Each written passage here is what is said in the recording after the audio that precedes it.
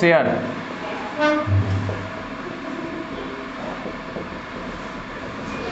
Share शुरू करूं इसके पहले तो समझ लो कि शेयर मार्केट काम कैसे करता है। इनिशियल पब्लिक ऑफरिंग क्या होता है, कैसे मैं शेयर इशू करता हूं। होता क्या है, जैसे कि कंपनी है, तुम लोग को पता है कि कंपनी के 3 टाइप्स पढ़े थे, टाइप्स ऑफ कंपनी में। टाइप्स ऑफ कंपनी में आप लोगों ने 3 टाइप पढ़ा था। कौन से 3 टाइप्स पढ़े थे आप लोग? एक होता था 1 पर्सन कंपनी, जिसको ओपीसी आप लोग बोलते हो शॉर्ट फॉर्म में।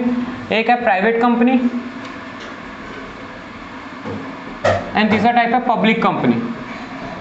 पब्लिक कंपनी मतलब गवर्नमेंट कंपनी नहीं होता है। पब्लिक कंपनी मतलब ऐसी कंपनी जिसके शेयर जनरल पब्लिक खरीद सकते हैं। ऐसी प्राइवेट कंपनी या फिर ऐसी गवर्नमेंट कंपनी जिसके शेयर जनरल पब्लिक को बेचे जा सकते हैं, जनरल पब्लिक शेयर खरीद सकते हैं, उनको हम लोग बोलते हैं पब्लिक कंपनी। वो कंपनी बनती है क्या? Public company. देखो क्या होता है, ये तो था टाइप्स ऑफ कंपनी, लेकिन टाइप्स ऑफ कंपनी के अंदर में भी है रजिस्टर्ड कंपनी के अंदर के टाइप्स थे। किस कंपनी के अंदर के टाइप्स थे? रजिस्टर्ड कंपनीज के टाइप्स थे। Registered companies under the act, companies act 2013 और कंपनीज एक्ट 1956, ये थे रजिस्टर्ड कंपनीज। अब देखो क्या होता है, कंपनी के और भी टाइप्स होते थे, जैसे चार्टर कंपनी बनती थी, कुछ स्टेचुअरी कंपनीज बनती थी, जो कि जैसे state bank of India, life insurance corporation. तो ये सब क्या है कि स्टेचुअरी कंपनी है, जिसमें कॉन्स्टिट्यूशन में एक एक्ट बना करके इन कंपनीज को स्पेशल रिजोल्यूशन पास करके कंपनी फॉर्म किया गया है। तो ऐसी कंपनी को स्टेचुअरी कंपनी बोलते हैं। प्रेजेंटली ऐसी कंपनियां अब नहीं बनती हैं। अब सिर्फ जो भी अगर आपको कंपनी बनानी तो आप सिर्फ रजिस्टर्ड कंपनीज बना सकते हो अंडर द कंपनीज एक्ट 2013 के अंदर में। मतलब वही प्रोसीजर है जो आपने क्लास 11 में पढ़ा था, formation of a joint stock company के अंदर में, जहां promotion, incorporation, capital subscription stage और कमेंसमेंट ऑफ बिजनेस का 4 स्टेज पढ़ते थे, जहां पे आप सारे डॉक्यूमेंट्स को कंप्लाई करके रजिस्ट्रार ऑफिस में जाते थे। फिर वो रजिस्ट्रार जो होता है वो किसी भी स्टेट के डिस्ट्रिक्ट लेवल, मतलब उस स्टेट के कैपिटल में होता है, और उस कैपिटल में वहां पे वो रजिस्ट्रार के पास आप जाके सारे डॉक्यूमेंट लेके जाते थे, जहां पे आप जितना प्रमोटर्स का सबका सेल्फ अटेस्टेड डॉक्यूमेंट आता था, कंपनी का कहाँ प्लेस होगा, नेम होगा, प्लेस होगा कंपनी का, कंपनी कहाँ गोल को क्या गोल अचीव करना चाहती है, क्या कंपनी का मेमोरेंडम ऑफ एसोसिएशन होगा, क्या आर्टिकल ऑफ एसोसिएशन होगा, क्या प्रोस्पेक्टस होगा। मेमोरेंडम के क्लॉज में लिखा होता था कि कंपनी क्या करना चाहती, कैसे करना चाहती है। उसके अंदर में भी डिफरेंट आप लोगों ने क्लॉज पढ़ा था, name clause, capital clause, situation clause, domicile clause. तो ये अलग अलग आपने क्लॉजेस पढ़े थे मेमोरेंडम के अंदर में कि कंपनी क्या करना चाहती, कंपनी के गोल क्या होंगे और कंपनी कैसे करना चाहेगी, कंपनी कैसे कर। तो कंपनी के आर्टिकल के बारे में लिखा होता है कि कंपनी कैसे करना चाहती है स्टेप बाय स्टेप। तो जितने भी मैनेजमेंट के टेक्निक्स हैं या प्रोसीजर है जो कंपनी को अपने मेमोरेंडम के जो ऑब्जेक्टिव बना उसको पूरा करना है, वो आर्टिकल में लिखा होता है। हम यहाँ पे बात करेंगे मेन ना आर्टिकल की ना मेमोरेंडम की, हम बात करेंगे प्रोस्पेक्टस की। तो प्रोस्पेक्टस क्या होता है? कंपनी का एक प्रकार से कैटलॉग मान सकते हो, जिसमें कंपनी के सारे गोल्स, ऑब्जेक्टिव, कंपनी क्या करना चाहती, कंपनी की सारी फ्यूचर की कंसोलिडेटेड बैलेंस शीट बनी होती है, प्रोजेक्टेड बैलेंस शीट जिसको बोलते हैं। इस बैलेंस शीट में कंपनी फ्यूचर में क्या गोल अचीव करना चाहती है, कितने के एसेट्स बनाना चाहती है, कितने के लायबिलिटीज बनाना चाहती है, क्या एसेट्स लायबिलिटी रेशियो रहेगा कंपनी का, क्या कंपनी के फ्यूचर प्रॉफिट्स होने वाले हैं। तो फ्यूचर के एंटिसिपेटेड एक्सपेक्टेड प्रॉफिट के बारे में पहले से डिटरमाइन करके बता देती है इस प्रोस्पेक्टस के अंदर में, क्योंकि ये कंपनी का सारा डिटेल्स देता है किसको, जनरल पब्लिक को। और इस प्रोस्पेक्टस के पीछे में सबसे पीछे में होता है लास्ट पेज में शेयर एप्लीकेशन फॉर्म। और इस शेयर एप्लीकेशन फॉर्म को अगर मान लो एक कंपनी है, अगर पब्लिक कंपनी, देखो प्राइवेट कंपनी अपने शेयर्स जनरल पब्लिक को इशू नहीं कर सकती है, वो प्राइवेटली अपने कुछ रिलेटेड जो रिलेटिव्स हैं उनको ही बेच सकती है। तो प्राइवेटली जो ओन करती हो कंपनी, आपके भी स्टेट में ऐसी बहुत सारी कंपनियां होंगी जो प्राइवेट कंपनी से, आपके डिस्ट्रिक्ट लेवल पे जो कंपनियां चल रही होंगी वो प्राइवेट कंपनी होगी। इंडिया के अंदर में more than 50,000 plus companies, private companies काम करी, रजिस्टर्ड कंपनी। और ये सबको रजिस्ट्रेशन जरूरी है, चाहे कंपनी प्राइवेट हो चाहे 1 पर्सन हो। 1 पर्सन में क्या एक आदमी ही कंपनी बना के काम करेगा, लेकिन पब्लिक कंपनी क्या है, ये आपको लिस्टिंग करानी पड़ जाती है, अलग से रजिस्ट्रार के पास इशू कराना पड़ता है। अब जिस दिन आप इशू करा लिए, रजिस्ट्रार ने आपको अप्रूवल दे दिया, मतलब जब आपका ऑथराइज्ड कैपिटल बड़ा हो रहा है। ऑथराइज्ड कैपिटल मतलब जितने के लिए आप रजिस्टर्ड हो, मतलब के लिए मतलब आपका जो शेयर कैपिटल है वो एक लेवल तक ही बढ़ सकता है। आप शेयर कैपिटल बहुत ज्यादा नहीं बढ़ा सकते हो, पर अगर आपको बहुत ज्यादा बढ़ाना है तो आपको प्राइवेट कंपनी से पब्लिक कंपनी में कन्वर्ट होना पड़ेगा। और पब्लिक कंपनी की भी लिमिट सेट करते जाते हैं, ये लिमिट को हर समय बढ़ाना पड़ता है। जैसे कि आज के डेट में रिलायंस इंडस्ट्रीज लिमिटेड का जो ऑथराइज्ड कैपिटल जो सरकार ने सेट करके दिया है, रजिस्ट्रार ऑफिस ने सेट करके दिया है, वो पहले के समय के रिलायंस का जितना कैपिटल होता था उससे 10 गुना ज्यादा है, आने वाले समय में और बढ़ेगा। तो एक लिमिट सेट करके दी जाती है कि इससे ज्यादा का आपका शेयर कैपिटल नहीं हो सकता है। मतलब जनरल पब्लिक से पैसा लेने की भी एक कैपेसिटी होती है, पब्लिक कंपनी की भी, और जो मैक्सिमम कैपेसिटी होती है उसको बोलते हैं हम क्या, ऑथराइज्ड कैपिटल। तो ऑथराइज्ड कैपिटल हर समय इनको बढ़वाना पड़ता है रजिस्ट्रार के ऑफिस जाकर के। यहाँ के बोर्ड ऑफ डायरेक्टर्स जो प्रमोटर, जो कंपनी को इनकॉर्पोरेट करते हैं, उनको हम प्रमोटर्स बोलते हैं। उनको क्वालिफिकेशन शेयर परचेस करना पड़ता है और वही डायरेक्टर बनते हैं कंपनी के। और पब्लिक कंपनी के मिनिमम 60 डायरेक्टर चाहिए होते हैं, प्राइवेट कंपनी के मिनिमम 2 डायरेक्टर चाहिए होते हैं। ये सारी बातें तो आपको पता होगी, मैं आगे की बात करता हूं। तो यहाँ पे एक प्रोस्पेक्टस होता है।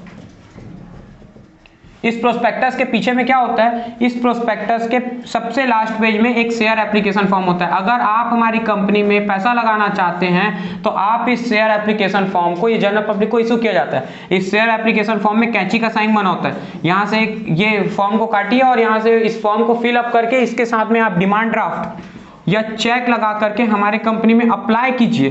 कौन अप्लाई करेगा, तो जनरल पब्लिक अप्लाई करेगी। जनरल पब्लिक किस में अप्लाई करेगी, कंपनी में अप्लाई करेगी, पब्लिक कंपनी में अप्लाई करेगी। किस चीज के लिए अप्लाई करेगी, कि आप हम आपके शेयर खरीदना चाहते हैं।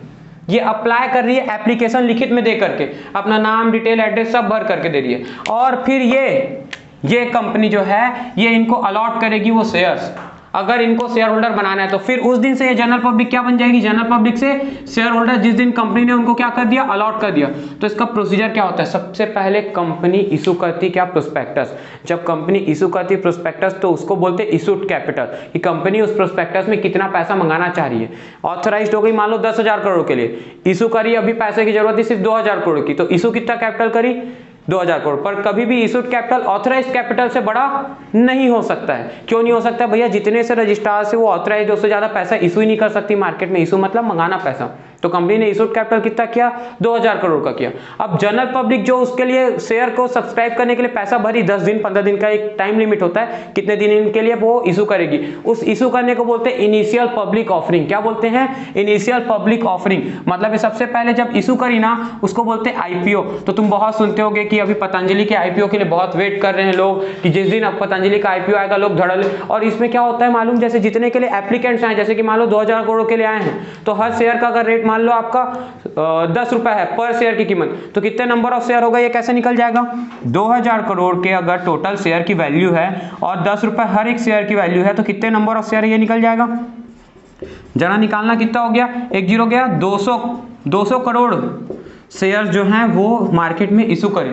तो ये तुमको पता है कितने करोड़ शेयर ये अगर एक्चुअल में 200 करोड़ करेगी, ऐसे तो 200 करोड़ नहीं करती, लाख्स में होते हैं ये। मान लो 100 रुपए ईच है इसका फेस वैल्यू जो है पर शेयर की जो कीमत है, फेस वैल्यू मतलब उसकी एक्चुअल कीमत जो उसकी कंपनी ने डिसाइड करी है। ये भी ना कंपनी वैल्यूएशन करती है, इसको भी आप लोग आगे की अकाउंटिंग में सीखोगे कि फेस वैल्यू निकाला कैसे जाता है, मार्केटिंग मैनेजमेंट में सीखोगे ये चीज आप लोग। ठीक है, फाइनेंशियल मैनेजमेंट का मेन तो ये पार्ट फाइनेंशियल मैनेजमेंट का है, पर आप मार्केटिंग मैनेजमेंट अकाउंटिंग जब पढ़ोगे तो उसके अंदर में आप लोग ये निकालना सीखोगे। तो मान लो 100 रुपए कीमत है, तो कितने शेयर कंपनी ने इशू करे, 20 करोड़ के। मतलब मैं बोल सकता हूँ 200 lakhs के उन्होंने क्या करे, 2000 lakhs के उन लोगों ने क्या करे, शेयर इशू करे मार्केट में। तो अब ये जो शेयर इशू करे हैं ये कितने से सब्सक्राइब होते हैं मालूम, जैसे फॉर एग्जांपल 20 करोड़ से उन्होंने क्या किया, शेयर मार्केट में इशू किया। ये 40 करोड़ से, 60 करोड़ से, 70 करोड़ से लोग अप्लाई करते हैं शेयर से। मतलब एक एक इंसान जो है वो हो सकता है 10-10 शेयर ले रहा हो, 100-100 शेयर ले रहा हो, 1-1 लाख शेयर ले रहा हो। मतलब इनिशियल पब्लिक ऑफरिंग में अप्लाई कर रहा हूं तो एप्लीकेशन जो है ना वो बहुत ज्यादा आ जाते हैं। जब एप्लीकेशन बहुत ज्यादा आ जाते हैं ना तो इसको हम लोग क्या बोलते हैं, ओवर सब्सक्रिप्शन। कि जितने से हमने इशू किया था उससे ज्यादा सब्सक्राइब आ गया, एप्लीकेंट्स का ज्यादा पैसा आ गया तो उसको ओवर सब्सक्रिप्शन। कम बिका, जितने से इशू किया तो उससे कम बिका तो इसको बोलेंगे अंडर सब्सक्रिप्शन। और जितना बेचा था उतना ही आ गया तो इसको बोलेंगे फुल्ली सब्सक्रिप्शन।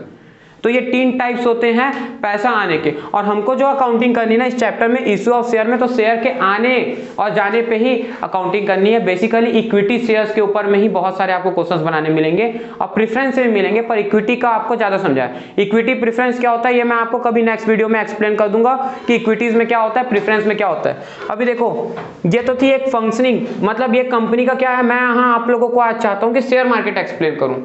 यहाँ से तो आप लोग को समझ में आया कि कंपनी कैसे अपना initial public offering general public को इशू करती है।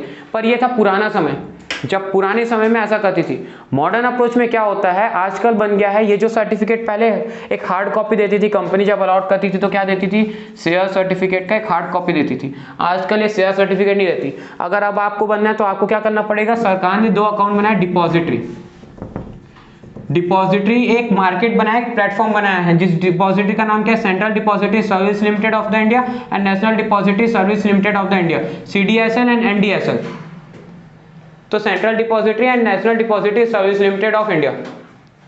तो ये डिपॉजिटरी के अंदर में बहुत सारे स्टॉक एक्सचेंज होते हैं, जैसे Bombay stock exchange, national stock exchange. तो 17-18 स्टॉक एक्सचेंज हमारी कंट्री के अंदर में, ये सारे स्टॉक एक्सचेंज इस डिपॉजिटरी से क्या रहते हैं, कनेक्टेड रहते हैं। ये स्टॉक एक्सचेंज समझ लो एक एक जगह की सब्जी मंडी है, और ये सब्जी मंडी जो है मेन ब्रांच जो इसको चला रही है, जो संचालन कर रही, जो मेन ऑर्गेनाइजेशन है वो डिपॉजिटरी मतलब यहाँ पे सारी चीजों का हिसाब किताब डिपॉजिट होगा। यही ओवरऑल एक मार्केट बना दिया, मतलब एक प्लेटफॉर्म दे दिया तैयार करके, जहां पे, क्योंकि पहले क्या होता था, शेयर ट्रांसफरेबल नहीं होते थे जब ट्रेडिशनल अप्रोच था।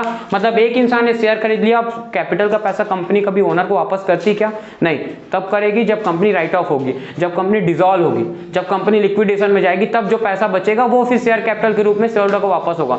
पर अब मान लो किसी ने अपने पैसा लगा दिया, 20 लाख रुपए लगा दिया, उसकी पूरी जिंदगी भर की कुंजी थी, अचानक वो हॉस्पिटलाइज्ड हो गया और उसको पैसे की जरूरत पड़ी, तो अब ये शेयर्स तो ट्रांसफरेबल नहीं, अब डिविडेंड मिलेगा उसको जिंदगी भर के लिए, पर डिविडेंड तो उसको बहुत कम मिलेगा। मान लो 10,000 20,000 सालाना उसको डिविडेंड मिल रहा है, 20,000 30,000 40,000 या क्वार्टरली उसको 20,000 30,000 का डिविडेंड मिल रहा है, तो भी उसके लिए सफिशिएंट नहीं है भाई, उसका मेन जो प्रिंसिपल अमाउंट है वो तो फंसा हुआ है। तो ऐसे में क्या होता था, इंसान जो है ना वो मोटिवेट नहीं होता था, डिमोटिवेट हो जाता था शेयर खरीदने के लिए। तो इस दूरी को, इस लिमिटेशन को दूर करने के लिए मॉडर्न अप्रोच में डिपॉजिटरी सिस्टम बनाया गया, और डिपॉजिटरी सिस्टम के अंदर में मार्केट बनाया गया। अब क्या होता है, कस्टमर टू कस्टमर मॉडल बना दिया गया, जिसको बोलते हैं क्या, इसी मार्केट को बोलते हैं क्या, स्टॉक एक्सचेंज मार्केट या शेयर मार्केट, जहां पे अब आप कस्टमर टू कस्टमर शेयर को बेच भी सकते हो, या फिर डायरेक्ट कंपनी अपने पहली बार इनिशियल पब्लिक ऑफरिंग इनके थ्रू करती है। और यहाँ पे ये डिपॉजिटरी के अंदर में लोग जो कनेक्टेड होते हैं, मतलब यहाँ पे जो अकाउंट खुलवाते हैं वो हम नहीं खुलवा सकते, यहाँ पे डिजिटल अकाउंट सबसे पहले खुलवाता है डिपॉजिटरी पार्टिसिपेंट।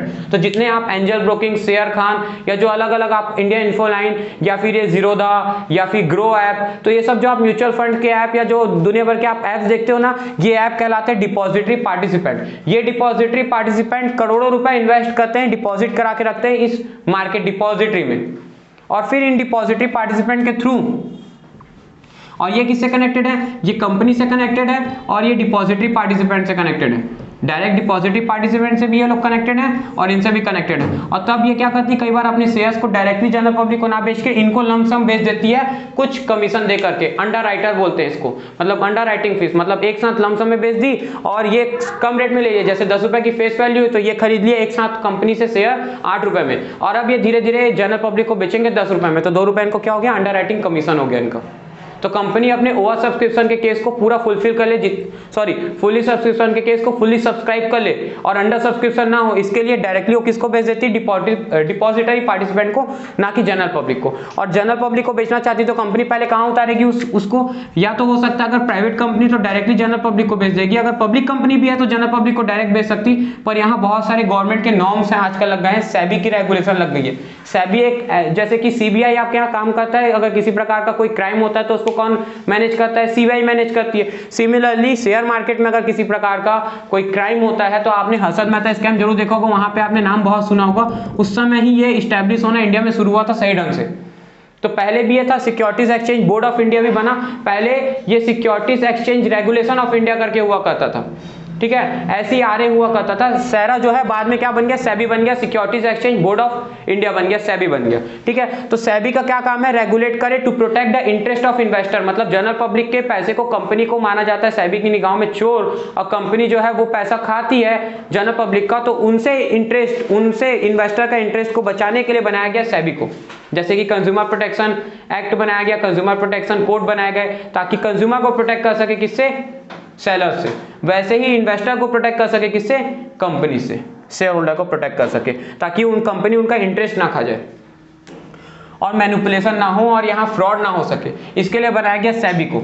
अब यहाँ पे क्या होता है, अब यहाँ पे ये देखो, अब ये कंपनी या तो यहाँ पे सबसे पहली बार शेयर उतारी तो इनिशियल पब्लिक ऑफरिंग पर, बार बार कंपनी थोड़ी ना पैसा लेते रहेगी। हम आज इतना शेयर खरीदी बिक्री करते हैं, कहाँ से करते हैं, वो चल रहा है कस्टमर टू कस्टमर मॉडल। जैसे कि OLX चलता है ना, सेकंड हैंड गुड्स का एंड सर्विसेज का खरीदी बिक्री, वैसे ही मान लो एक कोई कस्टमर है जो अपना शेयर बेचना चाहता है, उसको पैसे की जरूरत है, वो तुरंत क्या करेगा, मंडे टू फ्राइडे जब मार्केट खुला हुआ है सुबह 9:15 से शाम के 5 बजे तक का, 4:15 तक का, 5:15 तक का जो समय खुला हुआ है, 4:45 तक का, इस समय में क्या करेगा, वो अपने शेयर्स को यहाँ मार्केट में सेल कर देगा। उसका एक अकाउंट रहेगा जो बैंक अकाउंट से जुड़ा हुआ रहेगा, उस अकाउंट को बोलते हैं डीमैट अकाउंट, डीमटेरियलाइज्ड अकाउंट। और ये डीमटेरियलाइज्ड अकाउंट यहाँ पे खुला होता है, डायरेक्टली नहीं खुला होता, with the help of depository participant. और इनको हमको जैसे अगर कोई शेयर खरीदना बेचना भी तो इनके थ्रू हम खरीदेंगे बेचेंगे इस मार्केट में, और ये बदले में क्या करते हैं, हर एक खरीदी बिक्री पे, हर एक मेंटेनेंस पे कमीशन चार्ज करते हैं।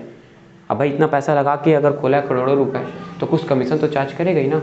हाँ, तो अब हम अगर यहाँ शेयर बेच रहे हैं तो इसका हेल्प लेके यहाँ शेयर बेचा, अब कोई ना कोई तो कस्टमर होगा जो खरीदेगा, तो ये डिमांड किया, तो ये सप्लाई किया, डिमांड किया, तो डिमांड एंड सप्लाई के चलते जब सप्लाई बढ़ जाती है और डिमांड कम हो जाता है तो क्या होता है, प्राइस उस शेयर की कम हो जाती है, पर डिमांड अचानक से बढ़ गई और सप्लाई कम हो गई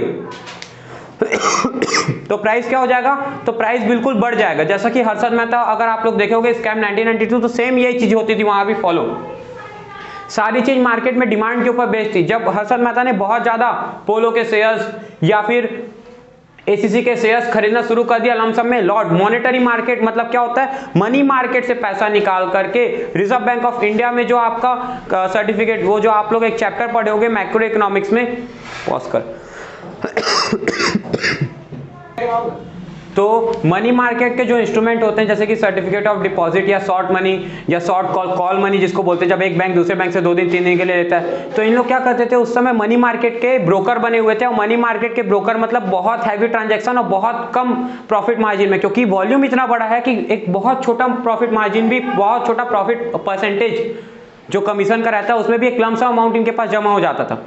तो इसमें इन लोग क्या करते थे, डील कराते थे एक बैंक से दूसरे बैंक को, तो वहां से 15 दिन के लिए इनको पैसा पड़े रहता था, उस 15 दिन के लिए वहां से वो पैसा को निकाल करके क्या करते थे, शेयर मार्केट में लगा देते थे। मतलब मनी मार्केट का पैसा शेयर मार्केट में लगा देते थे, और बैंकिंग इंस्टीट्यूशन की, फाइनेंशियल इंस्टीट्यूशन का जो हमारा ड्रॉबैक था उसको यूटिलाइज करके वो पैसा शेयर मार्केट में लगाते थे, फंडिंग वहां से लाते थे, और यहाँ शेयर इतना ज्यादा खरीद लेते थे कि डिमांड इतना हाई हो जाता था कि जो प्राइस है वो रातों रात शेयर मार्केट का सेंसेक्स निफ्टी जो है वो 2000 पॉइंट से पहली बार ऊपर गया था सेंसेक्स।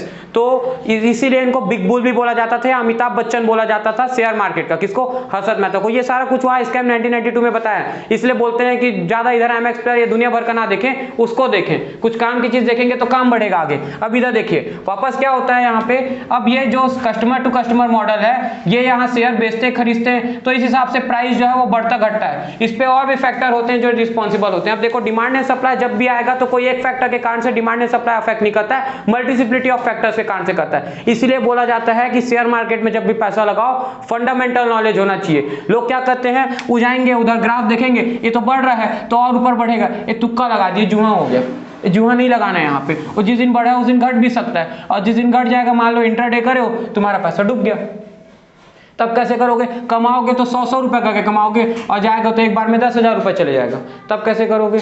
इसीलिए बोला जाता है शेयर मार्केट जो है, क्योंकि वो गलत नहीं है ना, जुआ इसलिए है क्योंकि लोग नॉलेज है नहीं। अब मान लो हम तो कॉमर्स के आदमी हैं, और जो नॉन कॉमर्स का रहता है वो क्या करता है, लगाओ लगाओ लगाओ लगाओ लगाओ लगाओ, वो कंपनी वाला फोन करे, भैया डीमैट अकाउंट खुलवा लो, पैसा है, इन्वेस्टिंग करने का जरिया है, लगाओ लगाओ लगाओ। अब वो लगा दिया, 2 बार प्रॉफिट कमा लिया, उसको क्या लगा, लोगों से पैसा लेके लगा दिया, अरे आज तो पक्का बढ़ेगा, आज तो 100 है, कल 120 जाएगा ही जाएगा, जाएगा लिख के ले लो, पर वो टेक्निकलिटी में जा रहा है।